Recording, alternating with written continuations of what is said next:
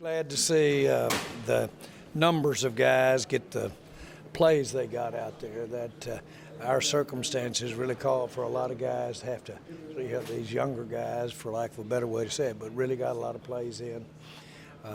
That'll be good for us. We can really get a good evaluation in these kind of conditions. But it was really good. How much of this game is a good example, maybe, of why you need a preseason game, and also an example of why you don't need four? Well, you know, we all are looking very critically, if you will, at the preseason. There's a lot of things that we're not doing in preseason we used to do to, if you will, make it more competitive.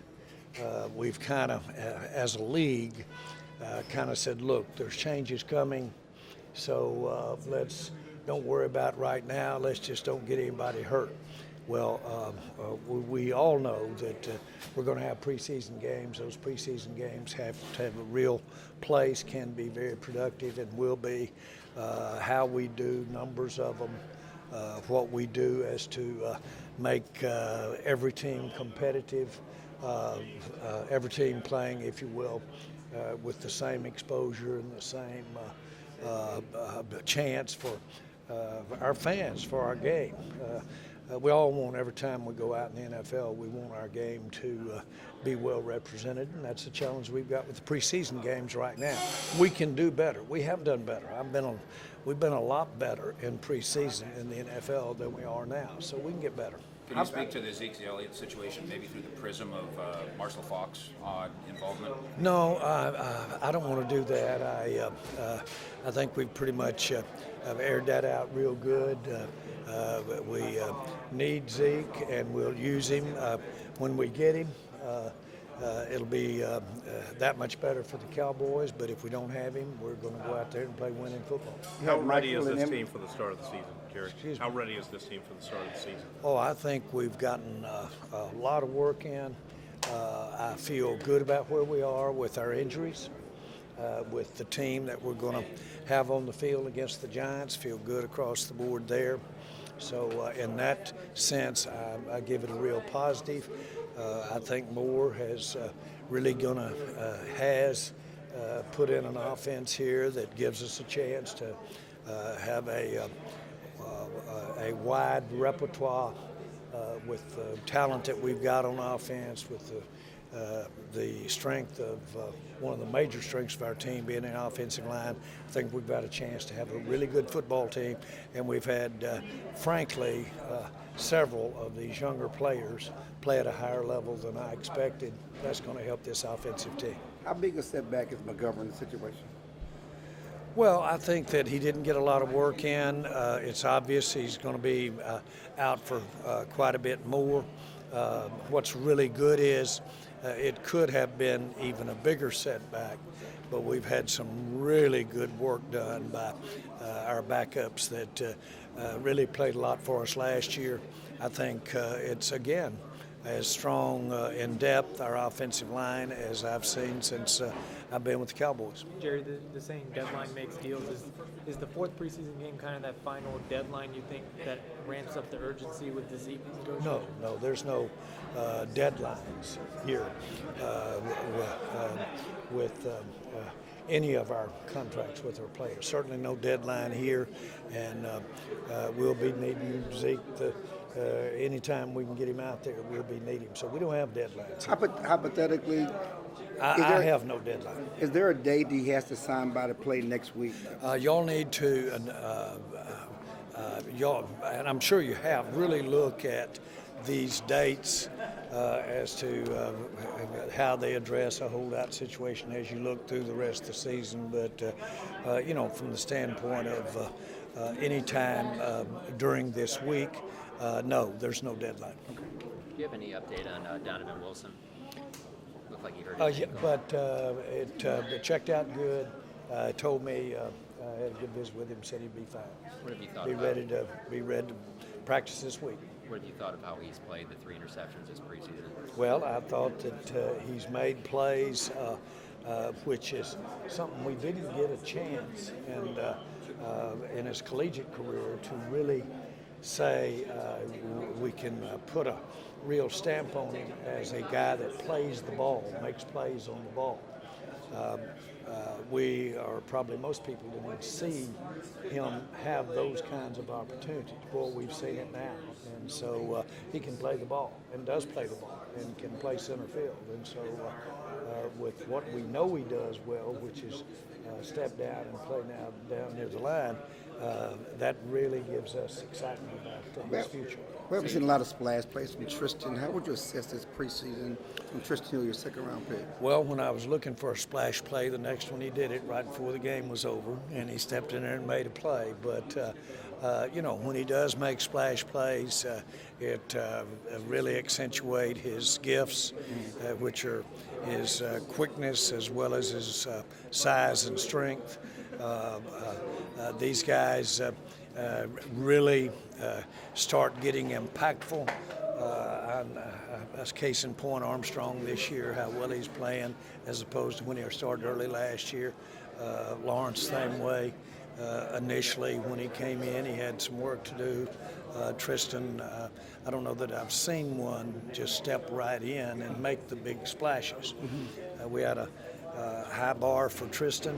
He's our top draft pick, but he's going to get a chance to make some plays, and when they count the most, as we line him up against the Giants and other teams early. Do you expect to see Mike Cooper practice next week? Yes. And Tyron and Zach as I well? do, yes.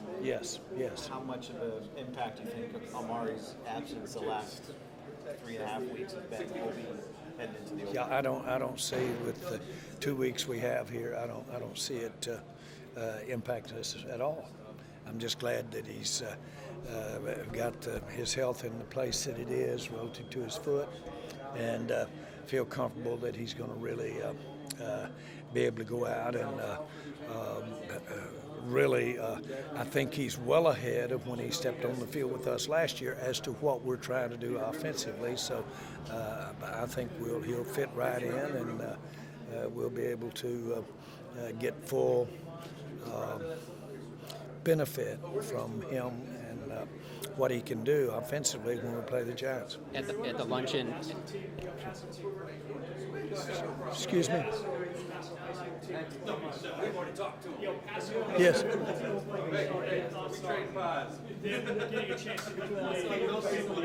Well, we're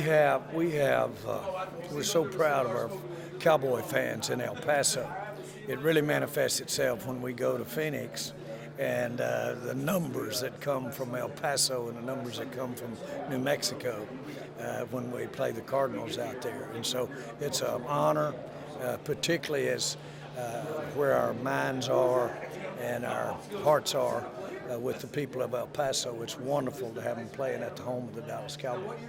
Your reports today about expanding the playoff field as one of the options in this next CBA. What would that do for the league, and what would be the benefit there? Well, a part of our discussions have been to cut back preseason games, expand regular season games, as well as add a playoff team. And all of that is, I think, very positive discussions. We've got to work that out and work it out to where the players can get the kind of financial benefits that we want them to have for adding games and helping us make preseason better, as well as taking advantage of an exciting time and getting a couple more teams in the playoffs. at the luncheon the other day, Jason Garrett talked about how you guys want to be standing on that podium in Miami, getting that Super Bowl trophy this year. Just how excited are you about the possibilities with this team that you guys have put together? Well, the talent level, the depth, has me really very optimistic. We, especially fresh off of losing Travis Frederick last year. Now, Looney stepped in and did a great job. But I know how much Frederick is going to add to our maybe main strength, and that's our offensive line. But it's fresh off of a year when we'd had to have depth step up. and this is the best depth I've seen. So to have Frederick back gives us, to me, a very sound way to feel good about, bring them on, whatever you want to do. Hopefully we'll be ready to go, because you can get short in that offensive line real quick. And we got right at the edge last year, and it made a difference on our team. We're starting at a better spot. If Zeke misses regular season games, does your tone or tenor change at all? What? If Zeke misses regular season games, does your tone or tenor change? No, I'm operating as though right now he's going to miss regular season games. My entire expectation and for what we're putting together as a team right now would anticipate, with him holding out and not having made any training camp, that he's going to miss preseason, that he's going to miss games. I just accept that. That doesn't change your expectations for the season if he misses it? No, he can and won't miss them all. And we'll have, to the extent, and we need Zeke. We're a better team with Zeke. But we need to be able to win when we need to without players because of injury, suspension, or in this case, holdout. And so, as I've said, this is a marathon. We have to, on the way to California, as Switzer says, we'll have to burn some wagons for firewood, float to Mississippi River with some of the others. But we got to get the train to California, no matter who's on it. So we're headed out there. You had Michael and Emmett over there. Did they lobby for Zeke? Or what was that? I know you had a conversation with them before the game. Oh, we had a good conversation, and they understand our game as well as anybody breathing. Both of them do, and they understand that you've got to make to get some, you got to give some. And so they know that it's a balancing act to get our best players on the field and have some left to have people that can get the ball back on defense and block them on offense. You've just got to manage the resources.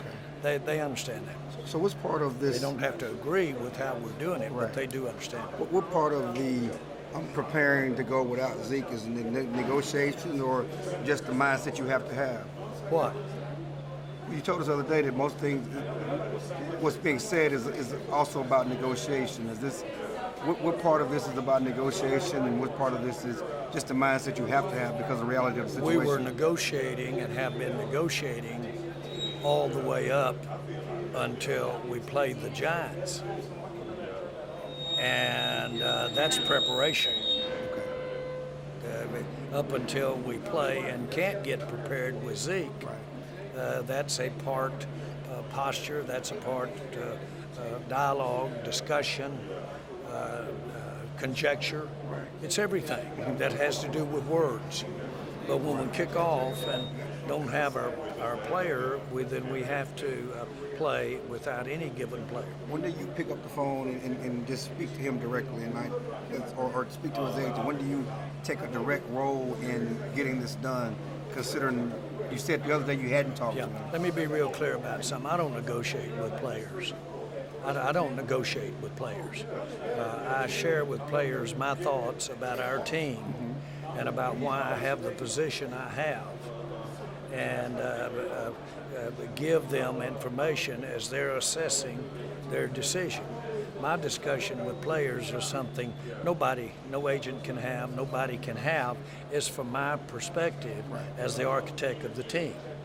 And so I'm trying to get any player to understand why I'm making the decision I am. And that's not negotiating, that's simply explaining what the position is.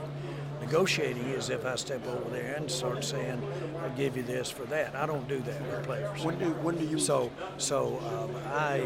In terms of what we're trying to do as a team, what we're trying to put together, those kinds of things, I have good communication that way, whether it's direct or whether it's implication. Okay, so you don't need to do it?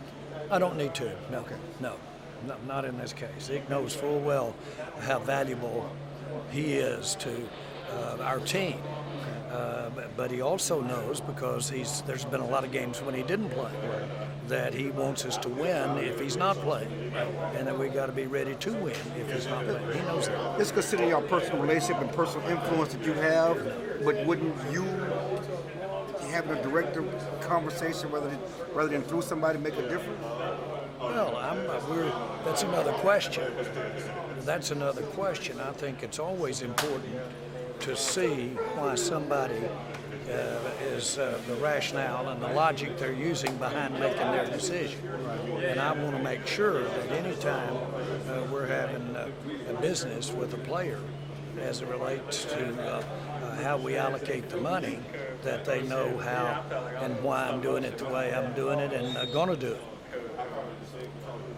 The CBA talks that you've had in Chicago, CBA, are you optimistic that something can be worked out? Well, I don't know. That's wrong. I couldn't make that, but I know that we've had many meetings. I've been there for many weeks in Chicago, and we are have our dialogue going, and I'm optimistic that something will work out. You just have to, in our game, you just can't ever quit. You just have to you really have to keep going. And that's the game. And you just keep going, and you keep going. And you do that, and my experience has been it pays off. That's part of the football. The same thing with the negotiation with our players, and continuing to meet, continuing to talk, how we can make the game better for them, for the fans, all of that. I tried to go up there every Monday, 52 weeks a year to try and do that. It seems like compared to past years when you guys have had these discussions that there seems to be more dialogue at this point than there had been when 6 years ago. No, I don't think so. I don't think so. No, and I keep a count of it. I mean, I count it, and no, it's we're having the same kind of not intense, but we're having the same kind of frequency with our meetings. I told them when they came in, I said, now, guys, in Kellen's case and some of his stuff, you guys, Columbo, now you guys are young. So I'm not paying money for an experienced coach. What I'm paying for is the stuff that you get when you get youth, and that you got some gall, or you got some imagination in you, and you've got some enthusiasm about it. I want to see that, or I'm really getting the raw end of the deal. I have no experience plus no real imagination. And we did get it. Take a step back if that happened. So we need imagination, enthusiasm, can do, taking some risks. We need that since we sacrifice a little experience. Thank you. You bet, guys. Thank you.